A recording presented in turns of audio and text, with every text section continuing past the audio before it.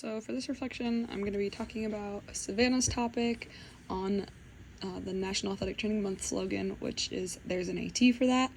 In her presentation, she talked about how our slogan is there's an AT for that, but there's kind of a shortage in athletic trainers, so there's not always an athletic trainer for that. So I did try to look up because I know we kind of mentioned it in class, I did try to look up what NATA's reasoning was behind the slogan, and there really is no explanation when you look it up. They just say that's the slogan. So personally, I do think it's to show that there's more to athletic trainers than just taping ankles and getting ice, and to promote all the emerging settings that ATs are getting into. That's just how I thought of it when I first saw the slogan. I guess everybody's going to portray it in their own way. And unfortunately, it is true that there is a shortage in athletic trainers. So there's not at every school there is an athletic trainer for that, which is definitely a problem. I'm not sure if it'll get any better until the pay does increase, because athletic training moving to a master's and still getting paid the same is very unappealing to many people. So I think you can try to advocate for the profession or promote the profession to other people, like trying to get younger people to think about athletic training as a profession. You can definitely try to do that, but especially with, I think, the generation growing up beneath us, I think they think money is a big thing, and it's becoming more common that you don't have to go to college to get a good job that pays good.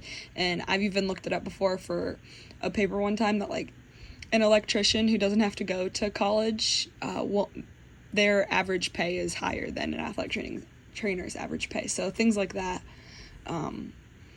So no matter how much you try to, encourage people to think about athletic training, they most likely will choose another route unless they're super passionate about being an athletic trainer, which is sad. But, there's people like me and the people in our class that are definitely passionate about being an athletic trainer, and that's why they're still there. I considered another route when I first started undergrad, but then I shadowed a physical therapist, and I was like, I don't want to do this. And then I worked at a physical therapy clinic, and I was like, that's not what I want to do. I want to work with athletes, so then it goes back to what we were kind of talking about on Monday, and how documenting is super important, and taking down numbers, and taking the time to prove those numbers to employers could help the athletic training profession in the future, and maybe have increase of pay because you're proving to somebody that, hey, I'm literally saving your company, your school, your hospital, whatever, this much money. So why am I, not getting paid like other healthcare workers? I'm worth more than what you're paying me. But I think the problem is that we also have a lot of, no offense, lazy athletic trainers in the documenting part. Not a lot do like to document. And not a lot are going to want to put in the time into getting those numbers together and getting a presentation together to show your employers. But that's the thing, if we as a whole want to make the profession more appealing and increase pay and that kind of stuff, we definitely need to, work a little harder and work together. Because I think it is looking up, but, it's right now it is the way it is, but in the future we definitely could help build that rapport up. And I've also said it before that I think that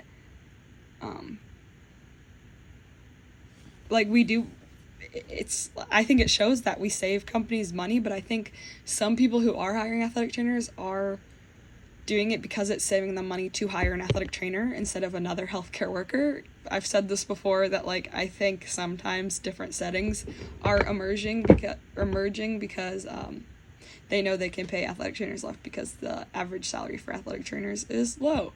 But I think we just need to show people that we are worth more than that.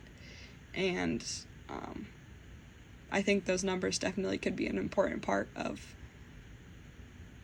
that movement, I guess you could say.